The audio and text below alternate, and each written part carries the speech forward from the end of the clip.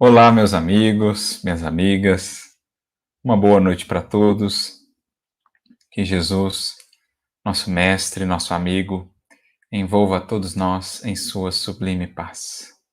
Para mim é uma alegria, uma honra estar podendo participar deste evento, agradecendo ao convite dos amigos aí de Trindade, em Goiás, todos os amigos aí do estado que nos acompanham, bem como de todas as partes do Brasil, que possamos todos nos unir numa mesma sintonia, numa mesma busca, buscando sentir a presença de Jesus, acolher as suas palavras, que são como que sementes de vida eterna, a serem recebidas pelo nosso coração, a serem regadas, cultivadas, para que venham, enfim, a florescer e a frutificar. É esse o nosso intento maior toda vez que nos voltamos ao estudo do Evangelho, toda vez que nos abrimos às luzes do Consolador. Então, me sinto muito honrado em poder estar aqui com vocês na condição de mais um irmão que vem buscando em Jesus, de fato, essa luz do mundo, essa luz que esclarece para nós e que amplia para nós cada vez mais os horizontes sublimes que nos esperam a todos, desde que saibamos por eles trabalhar, desde que saibamos e queiramos avançar em direção àquilo que nos espera no porvir. Então, que Deus nos abençoe a todos, que as reflexões possam ser proveitosas, que a gente possa depois, em nossos estudos, em nossas orações, em nossos momentos de meditação, aprofundar e estender ainda mais aquilo que vamos recebendo em termos de inspiração dos benfeitores espirituais. E o tema que nos foi proposto é dos mais importantes, porque muito vinculado, muito associado ao que agora vivemos. Como os Espíritos nos dizem, os tempos são chegados. E que tempos são estes, senão tempos de renovação? Como aprendemos com Kardec, estamos inseridos num longo processo educativo que visa a libertação das consciências, que visa a libertação dos cativeiros, das algemas ainda de apego à matéria, às paixões, aos vícios e às ilusões, que nos mantêm ou nos têm mantido estagnados muitas vezes, distanciados ainda daquilo que nos espera no porvir, tanto em termos individuais como em termos coletivos, quando pensamos na humanidade de um modo geral. Então, estamos inseridos num processo educativo que pode ser definido aqui em três etapas mais primordiais, como Kardec coloca logo no capítulo 1 do Evangelho segundo o Espiritismo, iniciando com Moisés, a primeira revelação, os fundamentos ali da justiça. Depois nós temos a presença e a tarefa incomparáveis de Jesus, aquele que representa para nós a revelação do amor, o próprio núcleo, o próprio cerne desse conhecimento superior que já desceu à Terra. Nada supera a Jesus e ao Evangelho que ele nos legou. E temos então um terceiro momento, o advento do Consolador, no compromisso aí com a verdade, na ampliação das realidades do Espírito que Jesus já havia antecipado para nós. O Espiritismo vem agora aprofundá-las, desenvolvê-las, trabalhar outras nuances, enfim, desdobrar aquilo que o Cristo nos ensinou. E estamos inseridos, então, nesse processo que vem, digamos assim, alimentando o pensamento humano há tanto e tanto tempo, a ponto de chegarmos, então, nessas culminâncias, como nos dirão os Espíritos, em que a Terra, enfim, vai entrando nesse período que há de definir o fechamento de um ciclo para adentrarmos numa nova etapa, em um novo ciclo de evolução do planeta Terra ou da humanidade que aqui evolui. E os Espíritos denominarão esse momento, essa meta, esse objetivo que estamos buscando como o mundo de regeneração, que por si também é uma espécie de transição para um mundo feliz, para um mundo ainda mais aperfeiçoado. Mas é isso que os Espíritos querem nos dizer quando afirmam: são chegados os tempos. Estamos nós imersos nesse processo, que não se dá em um ano, ou em 10 anos, ou mesmo em um século, é um período, a depender também das escolhas da coletividade humana, mas estamos, o que sabemos, bem inseridos agora nesse processo, e cabe-nos então atentar para o papel, para o trabalho que cabe a cada um de nós nessa construção. Porque quando nós falamos de um mundo regenerado, não há como abordarmos esse assunto sem falarmos de espíritos regenerados. Porque o que vemos em escala global, o que vemos no âmbito do coletivo, da coletividade, nada mais é do que um reflexo, um somatório, uma média geral daquilo que há no plano das individualidades. Por isso, não há como conceber um mundo regenerado sem pensar antes na regeneração do mundo íntimo das criaturas. A começar, naturalmente, por nós mesmos, que é o que está mais ao nosso alcance. No que diz respeito ao mundo íntimo dos outros, o máximo que poderemos fazê-lo é influenciar, é estimular, é sugestionar, mas, essencialmente, o que temos, o que podemos mudar é o nosso próprio mundo interior, que naturalmente, então, terá um impacto mais ou menos positivo, mais ou menos eloquente, junto àqueles que caminham conosco, convidando-os também a esse trabalho de renovação íntima. E óbvio, vamos aprendendo com o Evangelho que o recurso mais fundamental, sem o qual não há como também pensar ou conceber um mundo regenerado, é o amor. Jesus já nos legou, dentre tudo o que nos trouxe no Evangelho, essa mensagem mais fundamental, resumindo inclusive toda a lei, todos os profetas, nessa síntese maravilhosa, que poderia ser ainda sintetizada numa só palavra, que é o amor. Quando ele traz lá os 2 mandamentos, o amar a Deus sobre todas as coisas, né? O amar a Deus de todo o coração, de toda a alma, com todas as nossas forças, e amar ao próximo como a nós mesmos. Se pudéssemos sintetizar este que já é em si o resumo de toda a lei de todos os profetas, certamente a palavrinha que haveria de se destacar em ambos os mandamentos, em ambas as orientações, é a palavrinha amor.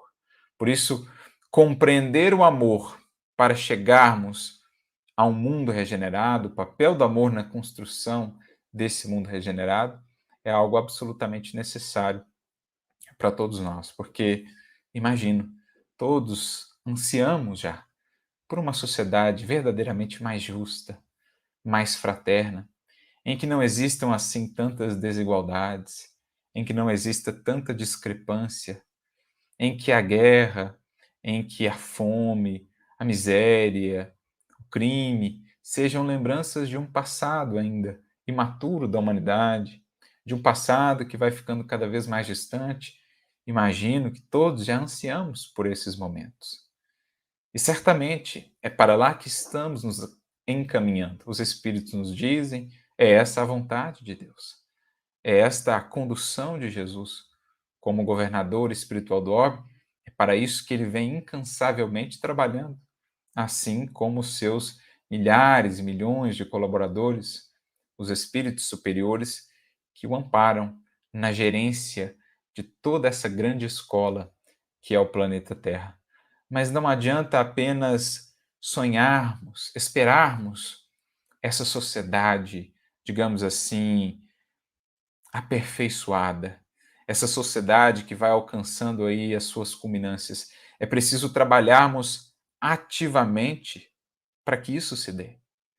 Porque, mais uma vez, voltamos àquela ideia de que uma sociedade, uma coletividade regenerada será a somatória, será a conjunção de todo um esforço de cada indivíduo, de cada família, né, de cada lar, de cada cidade, de cada comunidade. Quando, em verdade, nós vamos tomando consciência desse papel que nos cabe, haveremos de lá chegar. Mas isso nos leva, então, a uma questão, pelo menos me remete a uma questão que acho pode ser instrutiva para a nossa reflexão nesta noite. Isso me faz lembrar do estudo que Kardec faz sobre a lei do progresso, no Livro dos Espíritos, é uma das leis morais que ele trabalha. E lá na questão 793, que está inserida nesse capítulo da Lei de Progresso, na terceira parte do Livro dos Espíritos, ele faz uma pergunta interessante aos benfeitores espirituais, que imagino está muito associada a essa nossa reflexão de hoje, ao tema que nos foi proposto. Kardec pergunta: por que indícios ou de que maneira se pode reconhecer uma civilização completa? Em outras palavras, Kardec pergunta assim: como é que a gente vai saber quando de fato nós estamos chegando numa humanidade regenerada, numa sociedade que reflita de fato as características, os atributos de uma humanidade regenerada? Então, qual que é esse ápice? Qual que é essa meta que nós temos? Como é que a gente vai identificar quando lá estivermos chegando? E a resposta dos espíritos é muito interessante. Eles começam dizendo: reconhecê-la-eis pelo desenvolvimento moral. Reconhecê-la-eis uma sociedade, uma civilização completa, aperfeiçoada, acrisolada pelo desenvolvimento moral. Então, o que os espíritos estão a nos dizer é que a melhor maneira, na verdade, de analisar o progresso de uma sociedade, de uma civilização, não é pelos indicadores assim tão materiais, ou mesmo pelos indicadores do bem-estar material apenas, não é indicadores econômicos, não são indicadores disso ou de aquilo outro que diz respeito à matéria, ou mesmo ao bem-estar material. Isso, no máximo, são alguns elementos que podem apontar num sentido, mas não são os definidores, até porque vemos nações no mundo hoje que têm indicadores assim muito significativos do ponto de vista ou segundo os critérios adotados aqui na matéria, mas que, no entanto, ainda vivem aí em seu seio lutas imensas no que diz respeito a muitos flagelos humanos, mesmo a miséria, às vezes o suicídio, a depressão, às vezes guerras, criminalidade, embora muitas vezes um certo bem-estar material. Países em que esse bem-estar já foi, de certo modo, alcançado de maneira assim muito impressionante e que, no entanto, vemos criaturas e mais criaturas nessas sociedades ainda muitas vezes desalentadas, desanimadas quanto à vida, na carência de um propósito maior, taxas impressionantes de suicídio, de depressão, como a dizer que esses indicadores não são suficientes, não são os verdadeiros definidores do que seja uma civilização completa. Por quê? É preciso levar em conta o desenvolvimento moral, a maturidade do senso moral, o despertamento para as questões mais transcendentes da vida. Isso faz parte, isso será, na verdade, no futuro, os indicadores, ou serão os indicadores mais efetivos do quanto temos progredido, quando analisamos a questão por um prisma espiritual, por um prisma mais, ou uma perspectiva mais elevada.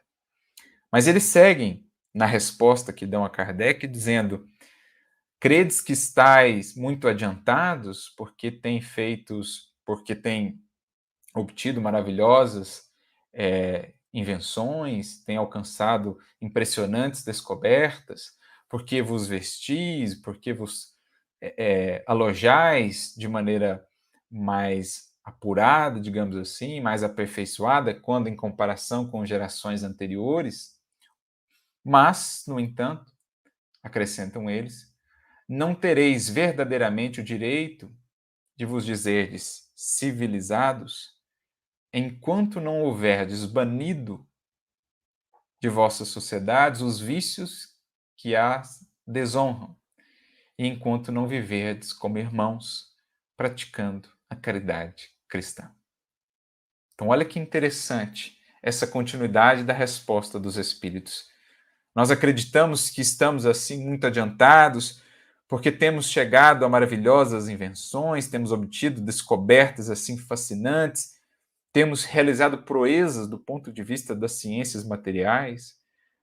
Ainda mais quando concebemos a sociedade de hoje, isso os espíritos já falavam aos tempos de Kardec, que era lá um tempo de muito progresso, de muito desenvolvimento, né, ali ainda na esteira do iluminismo, mas que nem se comparava o progresso daquela época com o progresso que nós temos hoje.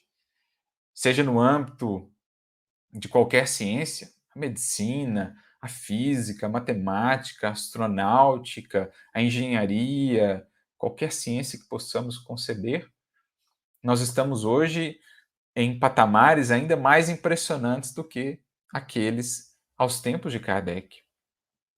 E, no entanto, os espíritos dizem: isso não é o suficiente para definir uma civilização verdadeiramente avançada, para definir que realmente houve um progresso assim muito significativo. É um aspecto, é uma parcela do progresso. É inegável.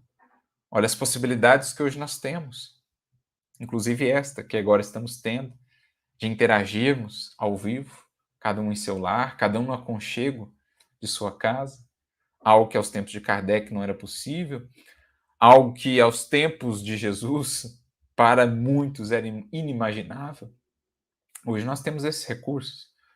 Já fomos à Lua, estamos projetando ir a Marte, já lançamos um telescópio Hubble na atmosfera e no universo para podermos sondar, né, o universo, orbitando aí a Terra. Estamos para lançar um novo telescópio com ainda maiores possibilidades, James Webb, que vai ampliar ainda mais a nossa visão acerca do universo, acerca desse sem fim que nos envolve, de belezas e de grandezas. Também já devassamos no sentido de analisar, de percorrer, de explorar a Terra em sua grandeza, em suas belezas, em suas possibilidades, enfim.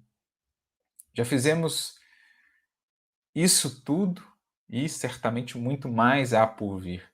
No entanto, ainda vemos a humanidade a lutar com problemas muito fundamentais, a lidar com questões que são tão antigas quanto a própria sociedade, as guerras, o preconceito, muitas vezes a descrença, a negação, o ódio, né, as dúvidas, o medo, o temor da morte.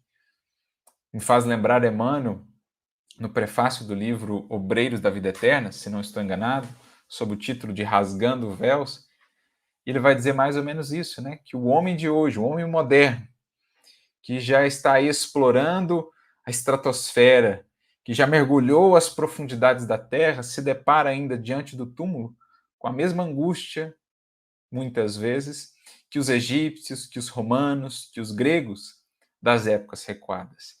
Então, em algumas questões, nós nos vemos ainda atravancados, nós nos vemos ainda necessitados, né, de um equacionamento mais efetivo para podermos progredir.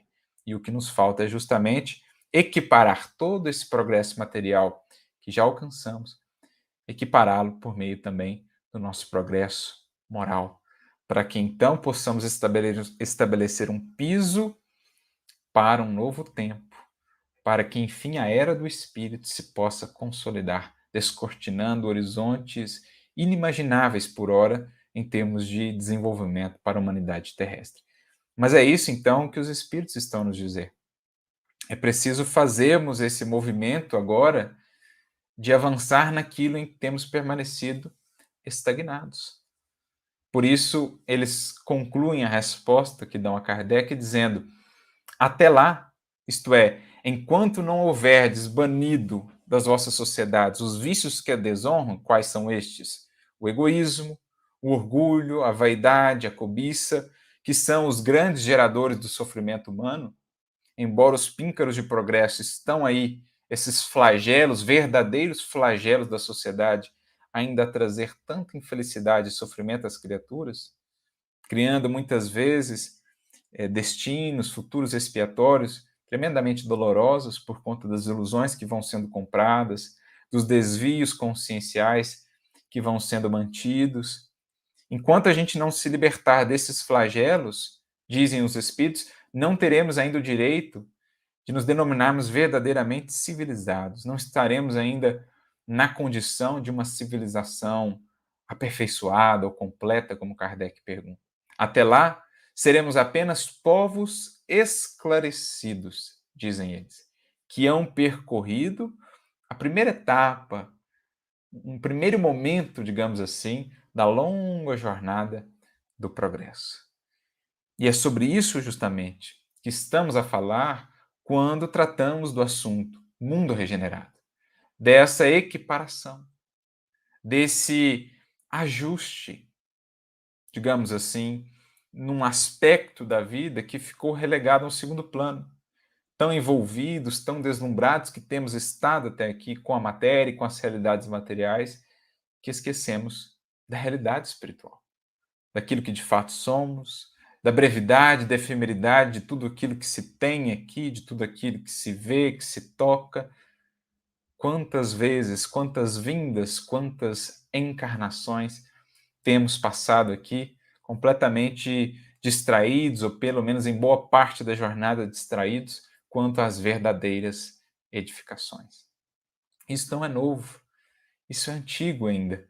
Isso nos faz recordar uma passagem que é muito interessante, que está no livro Há 2000 anos, quando nós temos aquele diálogo inesquecível entre Públio Lentulus, nosso querido Emmanuel, e Jesus, o Messias de Nazaré.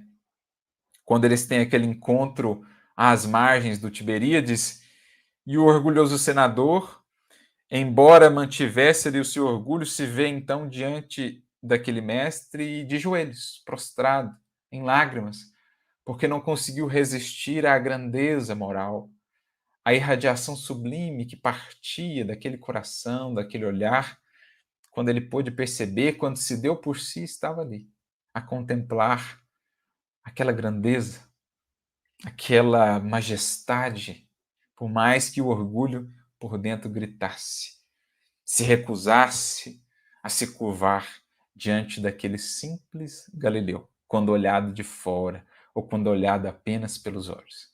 Mas estava ele diante do próprio sol da vida, da luz do mundo. E eles têm um diálogo muito interessante. Jesus fala a ele que vinha ali, sobretudo por conta de Lívia, aquele coração tão dedicado que estava ao seu lado, com tamanha renúncia, com tamanho devotamento, mas que soava também para ele agora um momento muito valioso se ele o soubesse aproveitar dali por diante.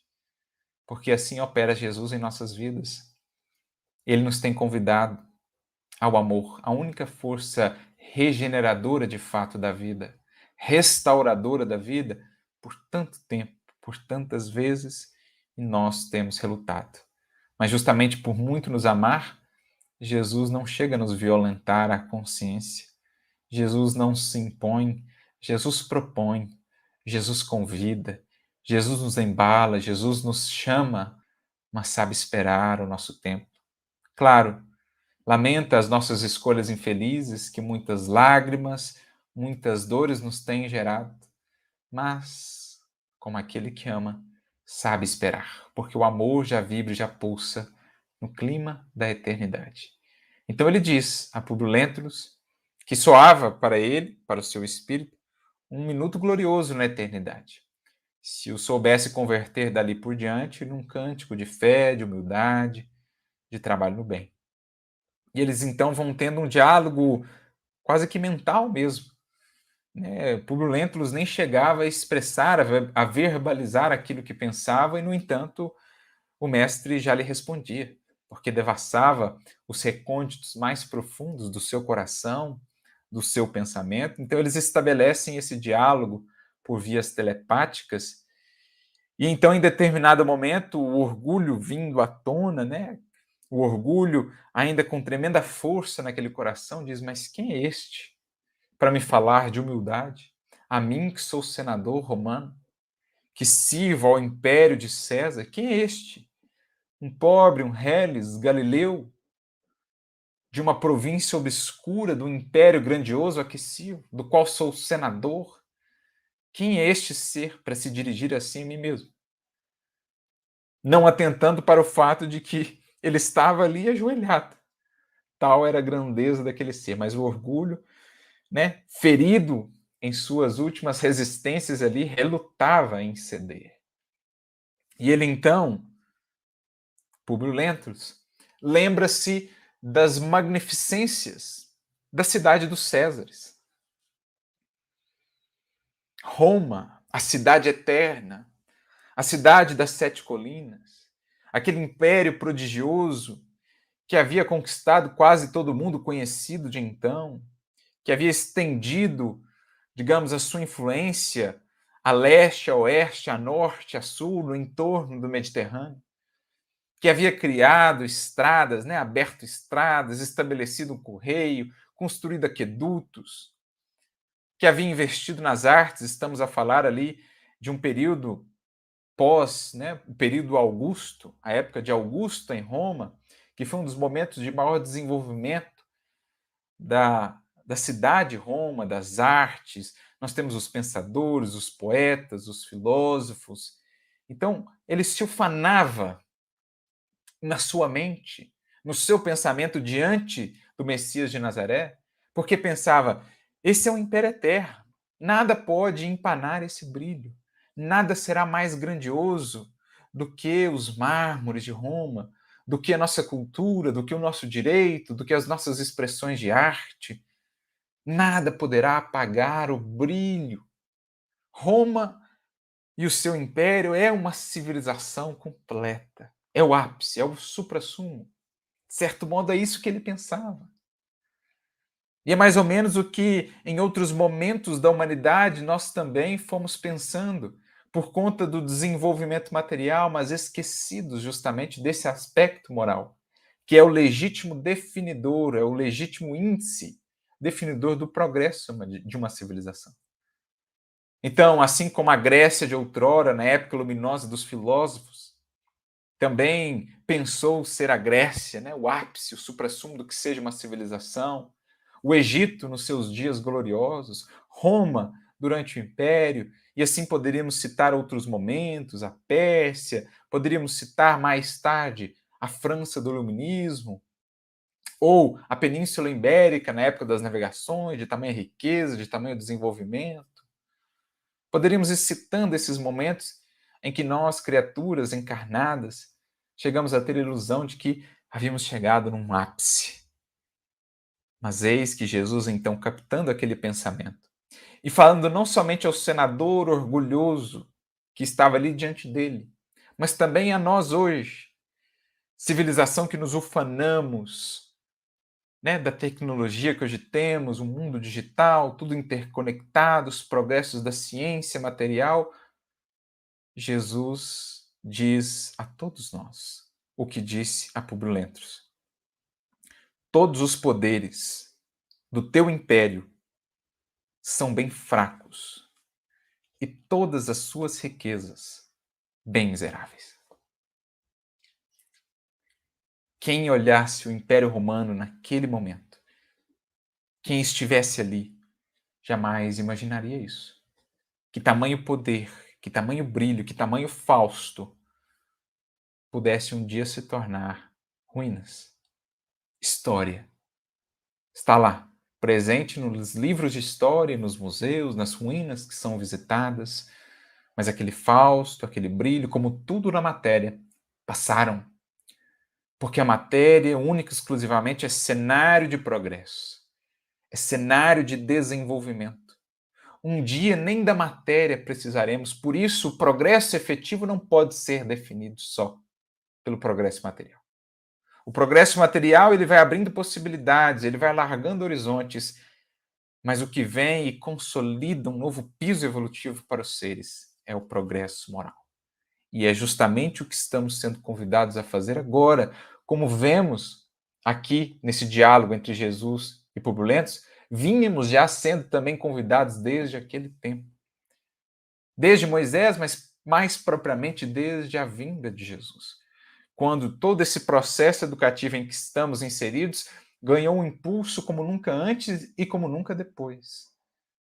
Porque o fermento mais precioso, né, o catalisador mais eficaz foi então trazido para o planeta Terra e principalmente para os corações, que era a mensagem da Boa Nova.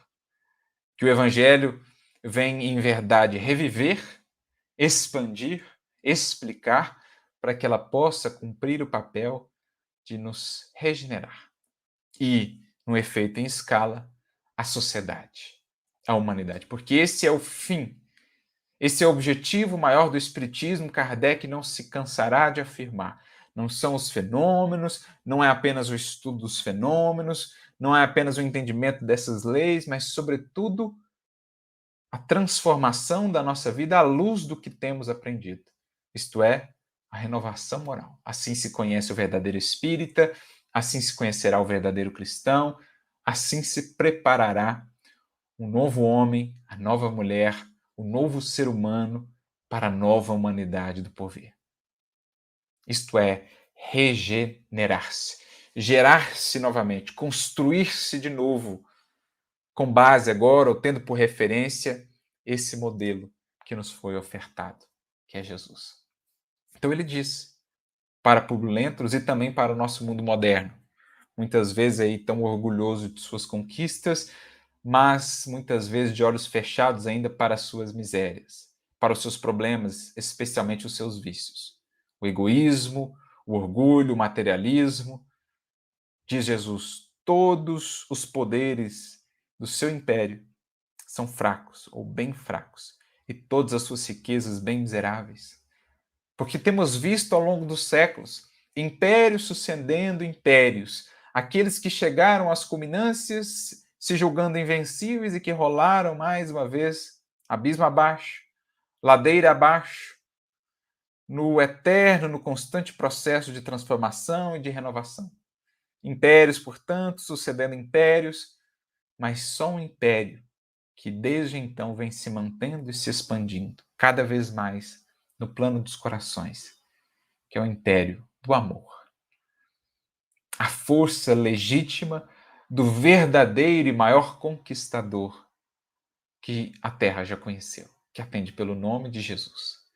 Porque todos os outros conquistadores, se trouxeram alguns elementos de progresso, geraram também muitas vezes dor, lágrimas e certamente muitos resgates dolorosos para o seu porvir, e passaram, assim como seus impérios. Jesus, no entanto, não passou, é lembrado ainda hoje, com tanto carinho, com tanto amor, porque justamente não conquistou, não se impôs pela força, pelas armas, pelo poderio humano ou material, mas sim pela força sublime e pelo vínculo mais efetivo, mais eterno que se pode estabelecer entre corações, que é a força do amor. Jesus não fez para si súditos forçados, como os imperadores e tiranos de outroras. Não se impôs pela força ou pela violência. Jesus conquistou súditos, digamos assim, para sempre, porque o seu amor foi a força conquistadora. Essa é a grande diferença. Por isso ele continua dizendo: as magnificências dos Césares são ilusões efêmeras de um dia, porque todos os sábios, como todos os guerreiros, são chamados no momento oportuno aos tribunais da justiça de meu Pai que está no céu. Todos aqueles que vão ocupando posições de destaque no mundo serão chamados à prestação de contas diante do tribunal indefectível da consciência, estabelecida por Deus no imo de cada criatura, de cada espírito, em que farão então a análise, sem possibilidade de fuga, sem possibilidade de manutenção de ilusões, a análise judiciosa, a análise imparcial, indefectível do que fizeram. O que foi de fato progresso, o que foi ilusão. O que foi contribuição para o futuro da humanidade, o que foi simplesmente expansão do orgulho e da vaidade. E então esses mesmos que outrora estiveram em posições de destaque, voltarão, já voltaram tantas vezes ao mundo em posições apagadas, para que, nesse eterno processo de idas e vindas, alternando-se os cenários, alternando-se as circunstâncias de cada encarnação, possam os espíritos progredir. Imperadores, então, que descem à subalternidade, subalternos que mais tarde sobem à autoridade, aqueles repletos de recursos, de riquezas, que descem à mendicância muitas vezes, ou a mais singela pobreza, outros que da pobreza são alçados à riqueza para avaliarem a sua consciência na condução desses recursos e assim sucessivamente. A roda da vida, a roda das reencarnações, como o budismo dirá, samsara, em que vamos ocupando as várias posições e progredindo enquanto espíritos. Aqueles que se apegam às ilusões da matéria, aqueles que fazem dos poderes, dos elementos da matéria, o objeto maior de seus tesouros e de suas buscas, aferram o próprio coração a uma felicidade efêmera e fugaz. Passam, às vezes, ou tantas vezes, por cima da consciência para buscarem ou alcançarem alguns minutos, quando comparados à eternidade, alguns minutos, anos que sejam, mas simples minutos diante da eternidade, de prazer, ou de poder, ou de influência, para mais tarde serem convidados à reparação, à expiação, muitas vezes tão amargosa. É isso que temos visto, mas com Jesus não. O ser se fixa agora naquilo que é perene, naquilo que é construção para a eternidade, e só há um elemento que confere eternidade ao que fazemos, que nos permite construir verdadeiramente para a eternidade. Somente no clima do amor é que conseguimos pairar acima do que é tão efêmero e tão fugaz, e estabelecer, construir o castelo de nossa felicidade, de nossa paz, sob a rocha inamovível dos séculos que Jesus nos legou. É isso que ele está dizendo. As magnificências dos Césares são ilusões efêmeras de um dia. Quantos a elas se aferram, mais cedo ou mais tarde, chegarão ao mundo espiritual para uma legítima e profunda análise do que de fato trouxeram e verão-se, muitas vezes, como simples mendigos ou náufragos, que tudo deixaram lá. Ao passo que outros tantos que foram excluídos, oprimidos, chegarão aqui como os verdadeiros triunfadores, enriquecidos de valores para a imortalidade gloriosa. Um dia, deixarão de existir as suas águias poderosas, sob um punhado de cinzas misérrimas. Suas ciências se transformarão ao sopro dos esforços de outros trabalhadores mais dignos do progresso. Suas leis iníquas serão tragadas no abismo tenebroso destes séculos de impiedade. Assim também hoje. As nossas leis em relação aos tempos do Império Romano certamente são melhores, mas ainda também muito imperfeitas, porque têm por referencial a lei divina. O quanto, portanto, há que se caminhar até lá. Então serão transformadas, serão aperfeiçoadas. Também as nossas ciências, por mais avançadas que nos pareçam, são nada ainda. São uma pálida expressão do que é a ciência divina e sublime do universo, em sua multiforme expressão. Então, novos tarefeiros virão. Não podemos, assim, nos ufanar de algo que é tão pequenino diante do que temos ainda a descobrir, a desbravar. É preciso manter a humildade. É preciso manter a referência na realidade espiritual, na eternidade, e não basearmos apenas naquilo que toca aos sentidos. Porque, conclui ele, só uma lei existe e sobreviverá aos escombros da inquietação do homem, a lei do amor, instituída por meu Pai desde o princípio da criação. Então, meus amigos, na matéria, no mundo, nas civilizações, temos visto ao longo dos séculos a mudança de cenários, de vestimentas, de expressões, de aparências. Tudo isso passa, tudo isso se transforma a cada decênio, a cada século, de maneira cada vez mais assombrosa. Mas isso não é o mais importante. O mais fundamental é aquilo que opera nos bastidores da vida, é aquilo que opera no universo íntimo das criaturas, é o verdadeiro motor do progresso que vai aos poucos fazendo com que a civilização humana possa de fato vir a desabrochar, como uma flor que se abre, exalando enfim o perfume do amor e da caridade, marcando enfim a condição de uma civilização completa.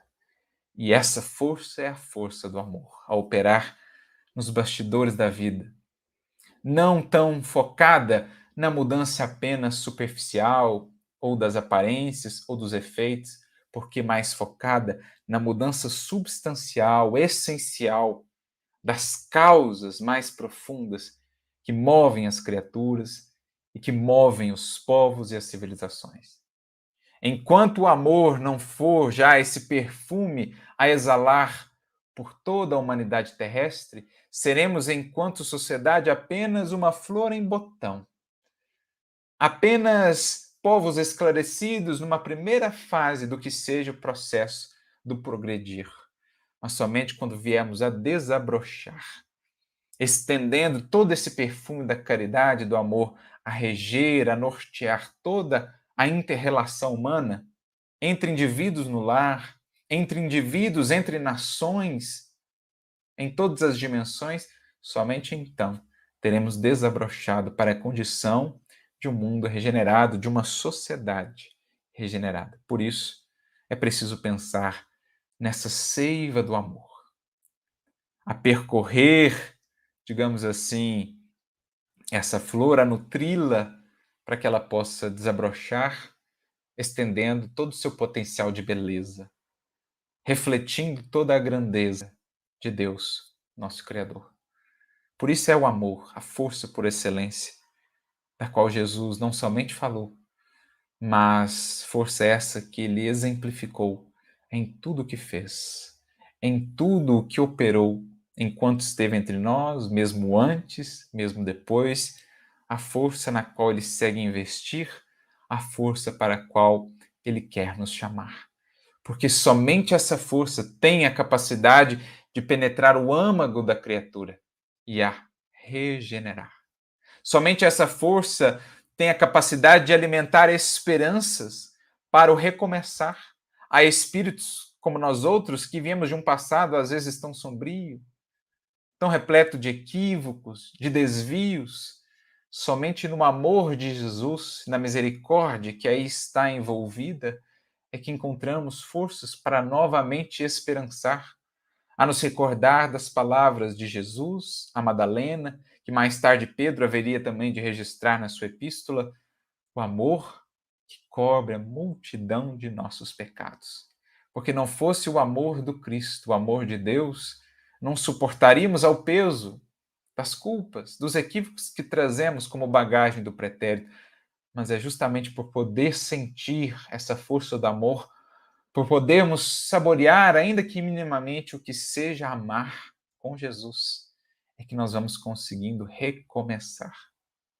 Me recordo do diálogo de Jesus com Madalena, quando está registrado no livro Boa Nova, no capítulo 20, quando ela o procura, né, e diz: eu ouvi o convite do teu evangelho e gostaria de pertencer ao grupo dos seus, àqueles que o seguem. No entanto, Deus me aceitaria? Porque ela pensava no seu passado, nos deslizes, nos equívocos. E então Jesus diz: alegra-te, minha filha. Deus abençoa as tuas esperanças. Jamais viste a primavera cobrir de flores uma casa em ruínas? As ruínas são os homens. No entanto, as flores são as esperanças em Deus.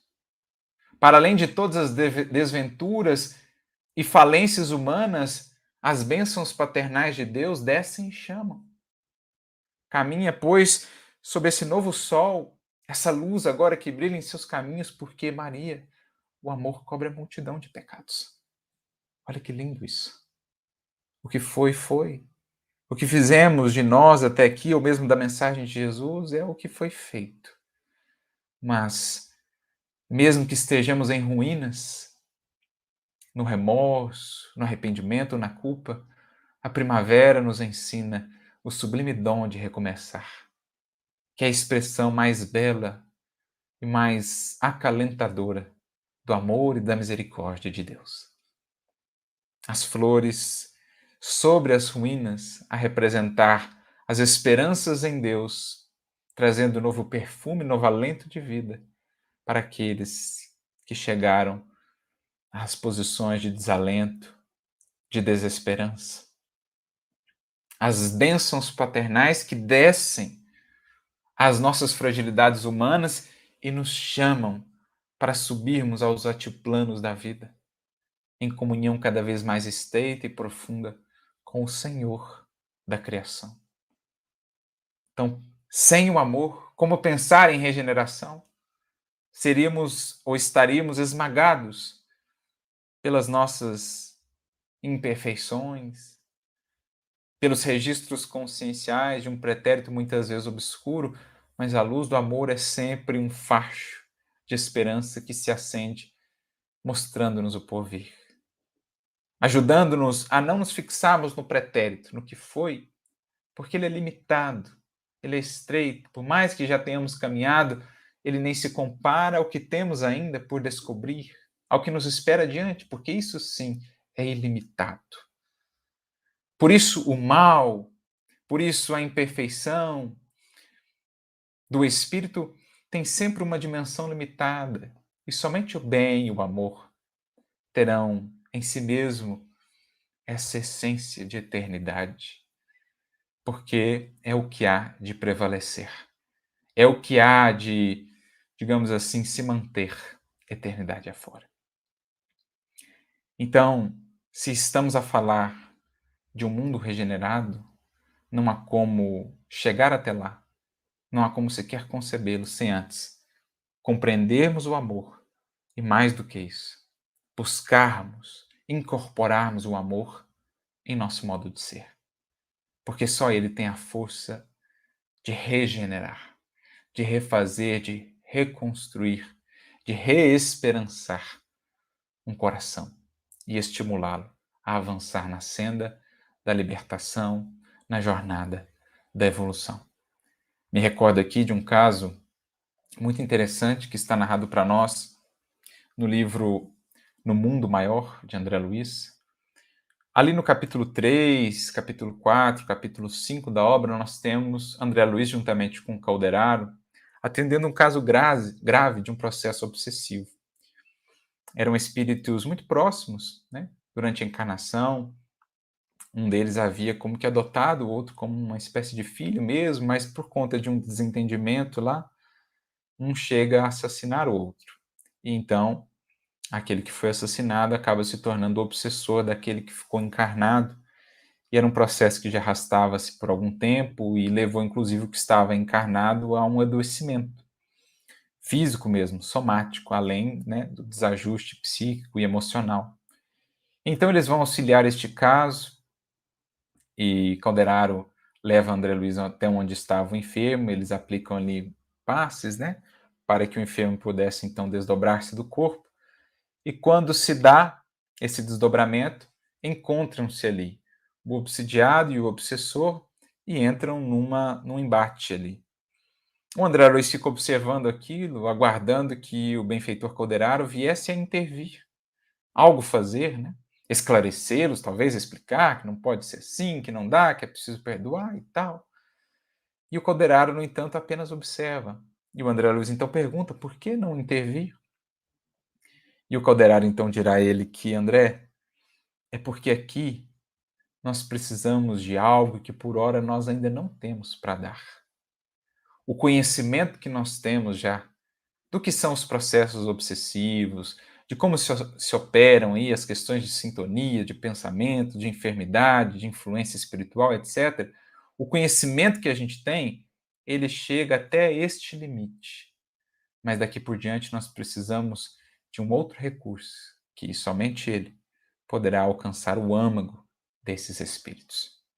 Porque o conhecimento, André, ele atua por fora e corrige tanto quanto possível apenas os efeitos.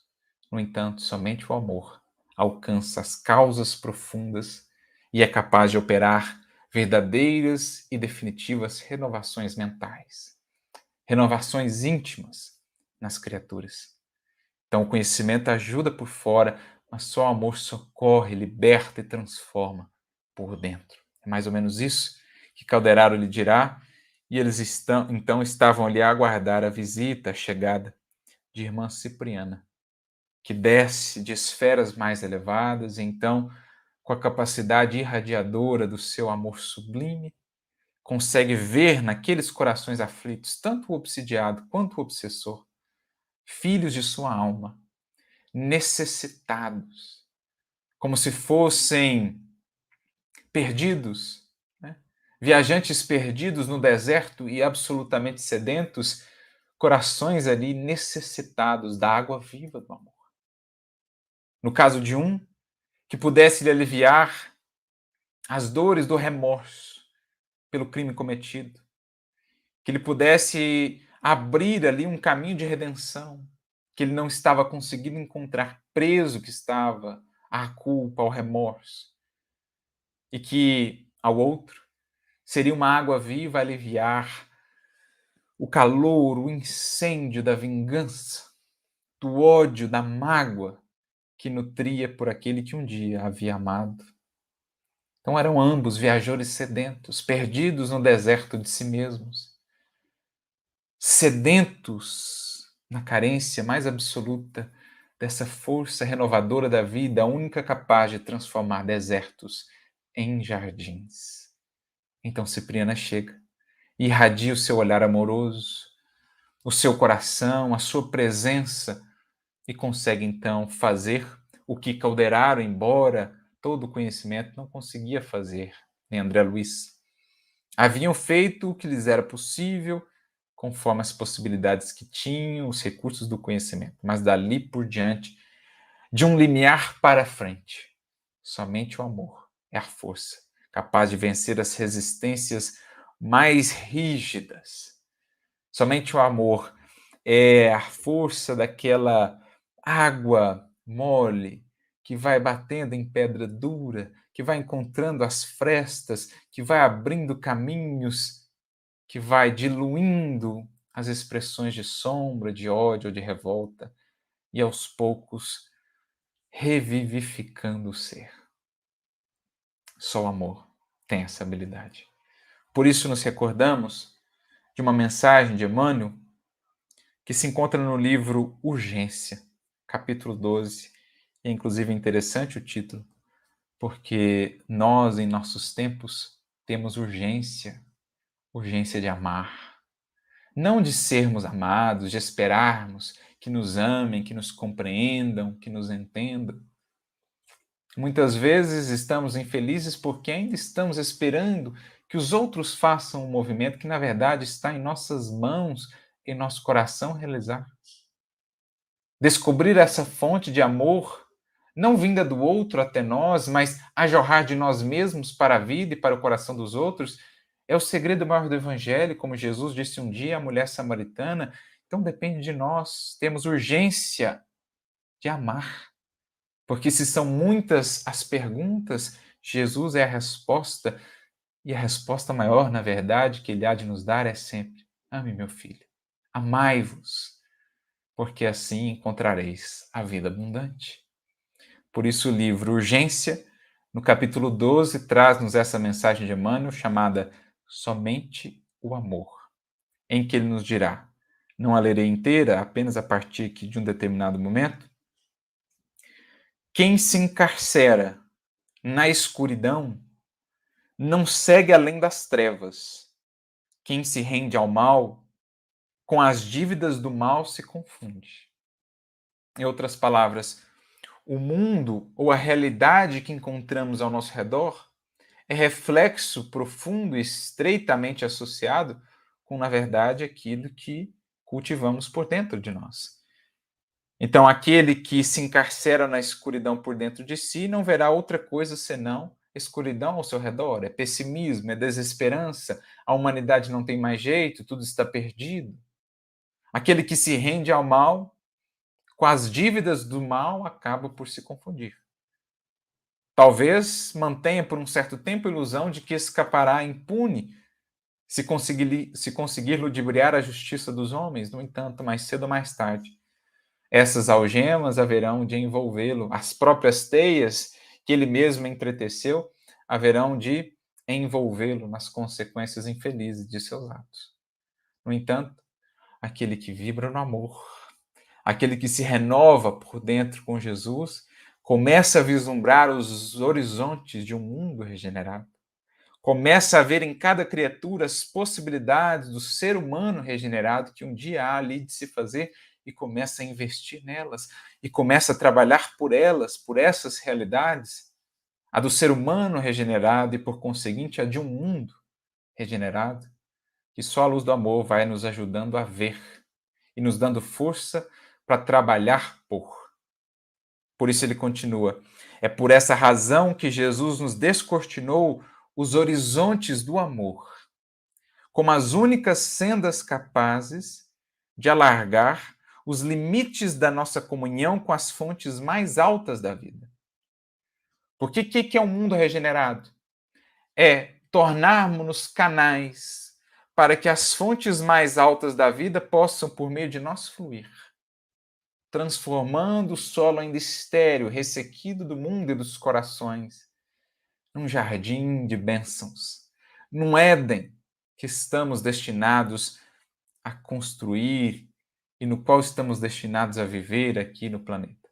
Que já é um Éden pelas suas belezas materiais, mas que um dia será também um Éden pela beleza moral, pelo perfume de caridade a embalar, a envolver a terra inteira. É a nova Jerusalém de que nos fala o Apocalipse, que desce do céu para a terra. As realidades dos planos mais altos que encontram, enfim, na terra fundamentos onde se estabelecer.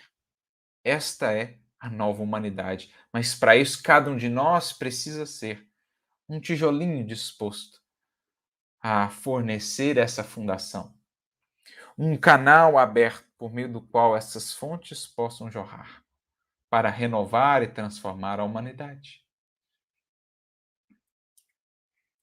Então, como as únicas sendas capazes, os horizontes do amor, de alargar os limites da nossa comunhão com as fontes da vida mais alta, ou mais altas da vida.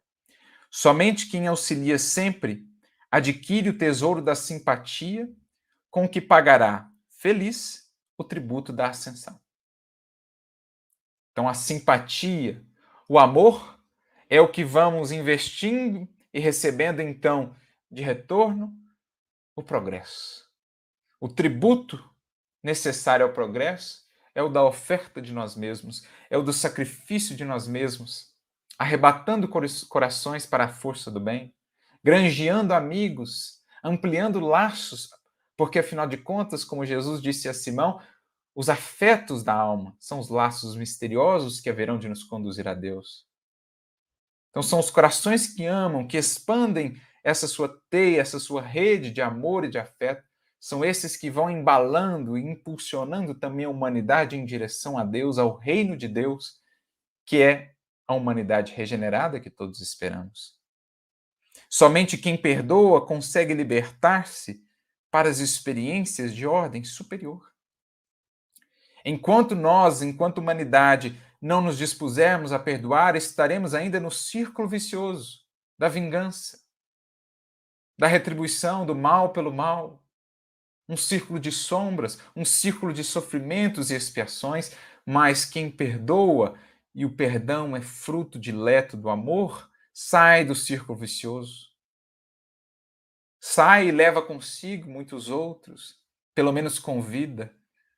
E são esses os que têm a coragem de fazer diferente, os que têm a coragem não de buscar vencer aos outros, mas a si mesmos, não de revidarem o mal com o mal, pela violência ou pela força, mas a coragem de silenciarem, de perdoarem, de se humilharem para que a lei divina se engrandeça. São esses os despertadores, digamos assim, das consciências, os grandes impulsionadores da evolução humana. Assim tem sido, desde os primeiros mártires aos tempos de Jesus, todos os missionários e missionárias depois ou antes dele, têm sido aqueles que se têm ofertado e que têm corajosamente escolhido o caminho da renúncia, do sacrifício, do amor e do perdão. Somente quem exerce o ministério da fraternidade real encontra na Terra o seu próprio lar e na humanidade a sua própria família. Somente quem ama quebra os grilhões da sombra. Para sermos, então, civilização completa, humanidade ou mundo regenerado, é preciso romper com os grilhões que ainda nos mantêm cativos ao passado, de animalidade, de sombra, para enfim avançarmos mais livres porque mais conscientes, mais felizes porque mais amorosos em direção ao porvir de bênçãos que Deus reserva a nós todos, que Jesus prepara para nós. Ainda que com extrema dificuldade, ambientemos a plantação do amor no solo de nossas almas. Só o amor, conclui Emmanuel, consegue romper as algemas de nossos compromissos com a animalidade, né? Com o pretérito, e só ele nos fará suficientemente fortes e valorosos para vencer os percalços e limitações do cubículo da carne, orientando-nos no caminho da sublimação imortal. E possamos então, meus amigos, nos recordar das palavras que um dia Públio Lentulus pôde escutar de Jesus e que certamente se traduzem aqui nessa sua visão agora sublimada, transformada na condição de Emmanuel, que pôde aprender ao longo dos séculos o que naquele dia ainda não pôde entender, que só o amor permanece. Tudo se transforma, tudo passa, a matéria, os cenários do mundo se alternam, mas somente o amor será a força, a seiva da vida, que fará então desabrochar, enfim, essa flor perfumosa de uma civilização aperfeiçoada, de um mundo, de uma sociedade regenerada para a glória do bem, do amor e da fraternidade. Que Jesus nos abençoe e nos inspire a todos. Muita luz e muita paz.